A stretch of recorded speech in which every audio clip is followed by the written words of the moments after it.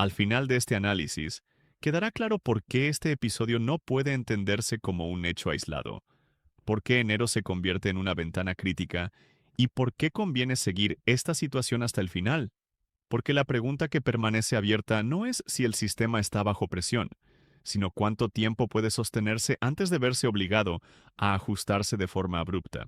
Durante décadas, el mercado de la plata ha sido percibido como un sistema líquido, eficiente y profundamente integrado en el entramado financiero global, donde bancos, bolsas de futuros y cámaras de compensación permiten que grandes volúmenes de metal se negocien, se presten y se reasignen sin fricciones visibles. Bajo este marco se asume que la mayoría de los contratos no culminan en entrega física, que los inventarios disponibles son suficientes para absorber picos de demanda y que los grandes intermediarios como JP Morgan actúan como estabilizadores capaces de arbitrar entre mercados y suavizar desequilibrios temporales. Esta percepción de estabilidad se apoya en informes oficiales de inventarios, en reglas contractuales que priorizan la flexibilidad y en la creencia de que, llegado el caso, siempre existe suficiente metal para cumplir con las obligaciones más relevantes. Sin embargo, estas suposiciones empiezan a mostrar grietas cuando se observan de cerca las condiciones actuales del mercado físico, especialmente fuera de los centros financieros occidentales. Las primas crecientes en Asia, las dificultades de abastecimiento industrial y el endurecimiento de controles a la exportación en China introducen una fricción que no se refleja plenamente en los precios de los contratos financieros. El sistema sigue funcionando en apariencia, pero lo hace cada vez más apoyado en la confianza de que las tensiones no desembocarán en demandas simultáneas de entrega física. Cuando esa confianza se pone a prueba, incluso de manera parcial, la estabilidad deja de ser una certeza y pasa a ser una expectativa frágil. El caso específico del contrato filtrado pone de relieve esta fragilidad, porque no se trata de una operación especulativa, sino de una obligación concreta de devolución de metal físico en un plazo definido. En condiciones normales, un banco con la escala y los recursos de JP Morgan podría gestionar este tipo de compromisos sin generar inquietud en el mercado. La diferencia ahora es el contexto en el que dicha devolución debe producirse, con flujos de oferta restringidos, inventarios ajustados y una demanda industrial que no puede posponerse sin consecuencias económicas reales. Lo que antes se consideraba una operación rutinaria comienza a adquirir un significado sistémico cuando se acumula con otras señales de estrés. Para entender por qué este tipo de situaciones merecen atención, resulta útil observar episodios históricos en los que los mercados de materias primas parecían estables hasta que una combinación de obligaciones físicas y cambios en el entorno expuso limitaciones que habían sido ignoradas durante años. En distintos momentos del siglo XX y principios del XXI, sistemas basados en contratos, reservas declaradas y confianza institucional han enfrentado crisis no por falta inmediata de activos, sino por la incapacidad de coordinar entregas físicas cuando múltiples actores actuaron bajo presión al mismo tiempo. En esos episodios la percepción de abundancia se sostuvo hasta que una demanda concreta, respaldada por plazos y necesidades reales, obligó a revelar cuán ajustados estaban realmente los márgenes operativos. Un patrón recurrente en estos antecedentes es que las primeras señales de tensión suelen minimizarse, tratadas como anomalías técnicas o problemas de coordinación temporal, mientras los precios oficiales permanecen relativamente contenidos. Solo cuando las obligaciones físicas se acumulan y los mecanismos de flexibilidad se agotan, el mercado se ve forzado a reconocer que las reglas implícitas ya no bastan para garantizar el cumplimiento sin fricciones. En ese punto, las decisiones de unos pocos actores clave pueden tener efectos desproporcionados, no por intención, sino por la estructura misma del sistema en el que operan. Es precisamente en esta intersección entre obligación contractual, restricción de oferta y confianza institucional donde el episodio actual comienza a resonar con precedentes que, en su momento, marcaron transiciones importantes en la forma en que los mercados valoran y gestionan activos físicos estratégicos. La pregunta que se impone ahora es si el mercado de la plata se encuentra simplemente atravesando una fase de ajuste manejable, o si, como en ocasiones anteriores, está entrando en una etapa en la que los supuestos fundamentales serán puestos a prueba de manera más directa de lo que muchos anticipan. A lo largo de la historia reciente de los mercados de materias primas, existen varios episodios en los que la aparente solidez de un sistema basado en contratos financieros y reservas declaradas comenzó a desmoronarse cuando las exigencias de entrega física coincidieron con cambios estructurales en la oferta. Uno de los ejemplos más ilustrativos se remonta a finales de los años 70, cuando el mercado de la plata experimentó una acumulación progresiva de tensiones que, durante meses, fueron interpretadas como movimientos especulativos aislados y no como síntomas de un problema más profundo. En aquel entonces, la combinación de inflación elevada, políticas monetarias restrictivas y una creciente demanda de activos tangibles llevó a una presión sostenida sobre los inventarios disponibles, mientras las autoridades y las bolsas confiaban en que los mecanismos existentes serían suficientes para absorber cualquier exceso de demanda. En ese contexto histórico, los contratos de futuros desempeñaban un papel similar al actual, permitiendo que grandes volúmenes de plata se negociaran sin necesidad de movimiento físico inmediato, bajo la premisa de que solo una fracción mínima de los participantes solicitaría entrega real. Esta estructura funcionó mientras la confianza se mantuvo y mientras los inventarios disponibles superaban cómodamente las demandas físicas puntuales. Sin embargo, cuando ciertos actores comenzaron a insistir en la conversión de contratos en metal tangible, el sistema se vio forzado a responder, no con ajustes graduales, sino con medidas administrativas diseñadas para ganar tiempo y reducir la presión, como cambios en los requisitos de margen y modificaciones en las reglas de entrega.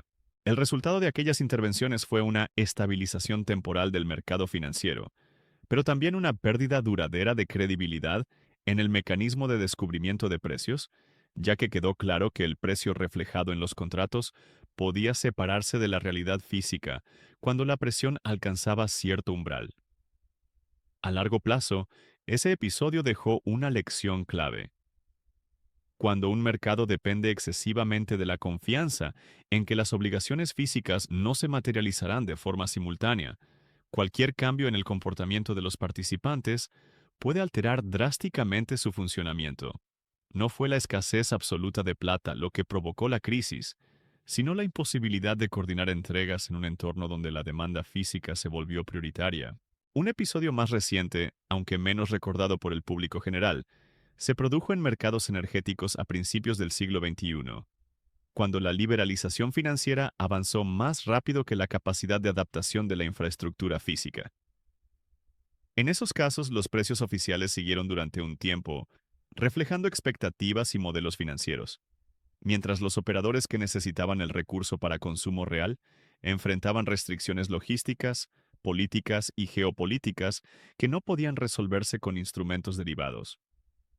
La desconexión entre el mercado financiero y el mercado físico no se manifestó de inmediato en forma de colapso, sino como una serie de tensiones acumulativas que finalmente forzaron revisiones regulatorias y cambios en la forma en que se asignaban los recursos.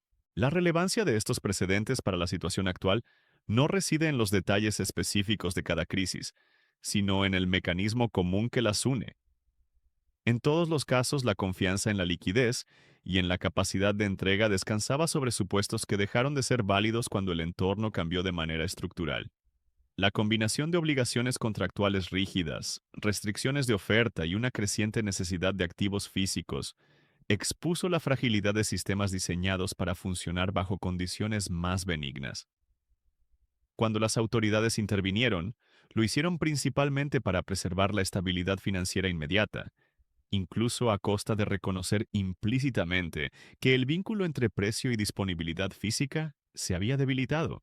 Hoy, al observar el contrato filtrado que obliga a JP Morgan a devolver plata en un plazo concreto, resulta difícil no identificar paralelismos con esos episodios anteriores.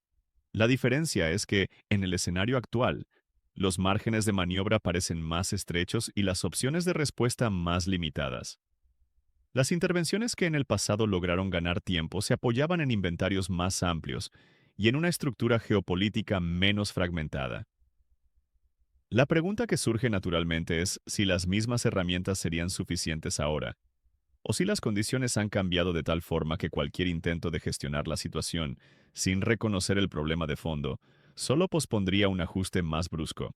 Este tipo de reflexión conduce inevitablemente a un ejercicio de reconocimiento de patrones, porque los mercados, aunque evolucionan tecnológicamente, siguen reaccionando a presiones similares cuando la confianza, la liquidez y la disponibilidad física entran en conflicto.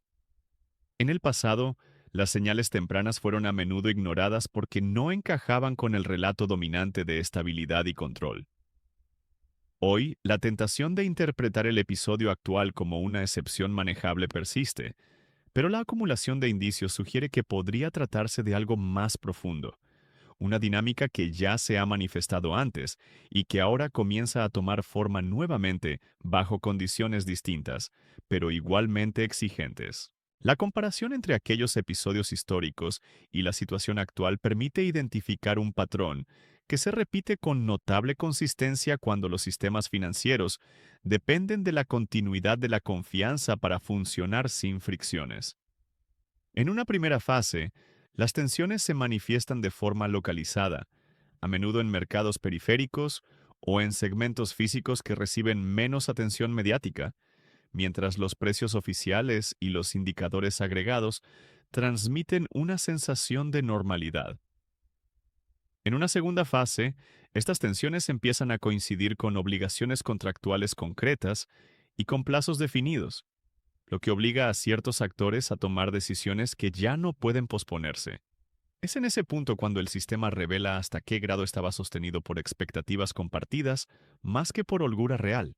El elemento común en estas transiciones no es la mala fe ni la incompetencia de los participantes, sino la inercia institucional. Los mercados, especialmente aquellos que han funcionado durante años bajo reglas estables, tienden a interpretar las señales iniciales de estrés como desviaciones temporales. Los responsables de política, los intermediarios financieros y los grandes participantes confían en que la elasticidad del sistema absorberá la presión, subestimando la velocidad con la que la confianza puede cambiar cuando se pone a prueba de manera repetida. Esta subestimación explica por qué, en muchos casos, las respuestas llegan tarde y se orientan más a preservar la apariencia de estabilidad que a corregir desequilibrios estructurales. En el contexto actual, el contrato filtrado introduce precisamente ese elemento de presión temporal que transforma una tensión latente en un desafío inmediato. No se trata solo de la cantidad de plata involucrada, sino del momento en el que debe ser devuelta y del entorno en el que esa devolución debe producirse. Cuando un actor sistémico enfrenta la obligación de entregar un activo físico en un mercado donde la oferta es más rígida y la demanda más inelástica, cada decisión adquiere un peso que trasciende lo contractual. El cumplimiento o el incumplimiento no afectan únicamente a las partes firmantes, sino que envían señales al conjunto del mercado sobre la verdadera disponibilidad del recurso. Este reconocimiento de patrones conduce a una pregunta clave que ha precedido a ajustes importantes en otros mercados. Si las señales actuales ya son visibles y coherentes con episodios anteriores, ¿por qué se sigue asumiendo que el desenlace será diferente? La respuesta suele residir en la percepción de que las condiciones modernas, con mayor sofisticación financiera y mejores herramientas de gestión, ofrecen un margen adicional de control. Sin embargo, esa misma sofisticación puede amplificar los efectos cuando los supuestos fundamentales dejan de cumplirse, al aumentar la interconexión entre mercados y reducir el tiempo disponible para reaccionar. Aquí es donde el análisis debe avanzar hacia la cuestión de por qué este momento específico presenta características que lo distinguen de precedentes pasados. A diferencia de otros periodos de tensión, el mercado de la plata se enfrenta ahora a restricciones simultáneas que limitan las opciones tradicionales de respuesta. Los inventarios accesibles no son tan abundantes como en décadas anteriores. La capacidad de redirigir flujos de oferta está condicionada por decisiones políticas y la dependencia industrial del metal es mayor y menos sustituible. Estos factores no solo incrementan la presión, sino que reducen la eficacia de las herramientas que en el pasado permitieron contener situaciones similares. El reconocimiento de este cambio cualitativo es fundamental para entender por qué la devolución de plata exigida a JP Morgan adquiere una dimensión sistémica. No se trata simplemente de un banco cumpliendo o no con un contrato, sino de un sistema que debe demostrar si aún puede coordinar entregas físicas significativas sin alterar su propio equilibrio. La historia sugiere que cuando se alcanza este punto, las soluciones convencionales tienden a perder eficacia y las decisiones se ven condicionadas más por las restricciones objetivas que por la voluntad de los actores involucrados. Es precisamente esta combinación de patrones conocidos y condiciones inéditas la que obliga a replantear las expectativas sobre el desenlace. El mercado puede intentar gestionar la situación de manera gradual, pero cuanto más tiempo se mantenga la divergencia entre las señales financieras y las realidades físicas, mayor será la probabilidad de que el ajuste, cuando llegue, sea menos controlado de lo que muchos anticipan. La cuestión central deja de ser si existe presión, porque esa presión ya es evidente, y pasa a ser cómo responderá el sistema cuando las opciones disponibles se reduzcan aún más en el corto plazo. La razón por la que este momento resulta cualitativamente distinto a los precedentes históricos radica en la acumulación de limitaciones que se han ido consolidando de forma silenciosa durante años y que ahora convergen en un mismo punto temporal. A diferencia de otras etapas de tensión, los amortiguadores tradicionales del mercado de la plata se encuentran debilitados, no por un shock aislado, sino por un proceso prolongado de reducción de excedentes físicos, aumento del consumo industrial estructural y una creciente fragmentación geopolítica que condiciona los flujos de comercio. La plata ya no es únicamente un activo financiero o un refugio especulativo, sino un insumo crítico para cadenas de valor estratégicas, desde la transición energética hasta la electrónica avanzada, lo que limita la posibilidad de que la demanda se ajuste rápidamente ante un aumento de precios o restricciones de oferta. En este contexto, las decisiones políticas adquieren un peso mucho mayor que en el pasado. Las restricciones a la exportación, los controles regulatorios y la priorización del suministro doméstico transforman lo que antes era un mercado global relativamente integrado en un conjunto de espacios parcialmente desconectados. Esta fragmentación reduce la capacidad de arbitraje que tradicionalmente ayudaba a equilibrar precios y disponibilidad, y convierte cualquier obligación de entrega física en un desafío logístico y estratégico. Cuando un contrato exige la devolución de plata en un entorno así, el problema deja de ser financiero y pasa a ser material, porque la flexibilidad que ofrecían los instrumentos derivados no puede sustituir la presencia física del metal, donde y cuando se necesita. La ventana de presión más inmediata se sitúa en el corto plazo, cuando convergen los vencimientos contractuales, las necesidades industriales y la reacción de los mercados ante señales contradictorias. Enero se perfila como un periodo en el que múltiples actores, desde instituciones financieras hasta consumidores industriales, evaluarán simultáneamente su exposición y su acceso real al metal. En ese escenario, cualquier retraso, renegociación o ajuste en las condiciones de entrega puede interpretarse como un indicador de estrés más amplio, amplificando la incertidumbre y obligando a respuestas defensivas.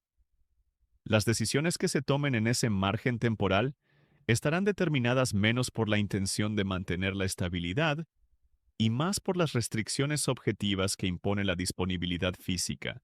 A medida que estas presiones se intensifican, el comportamiento de los distintos participantes se vuelve cada vez más reactivo. Los intermediarios buscan preservar liquidez y credibilidad.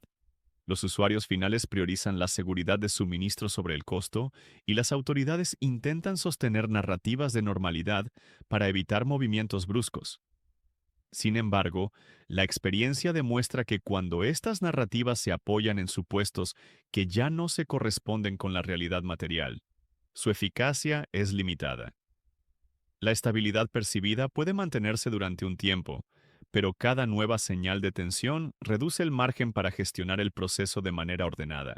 Parte del debate público se ha centrado en argumentos tranquilizadores que subrayan la profundidad del mercado, la existencia de inventarios declarados o la capacidad de las instituciones para gestionar episodios de estrés.